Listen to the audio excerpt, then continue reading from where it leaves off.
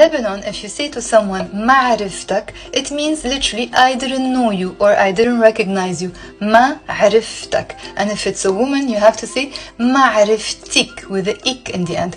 ما عرفتك or ما عرفتك. But you can also use this fun expression in a fun way to say to someone something like yeah, right, or I'm not believing my eyes, or I'm not really buying into your new habit or your behavior today.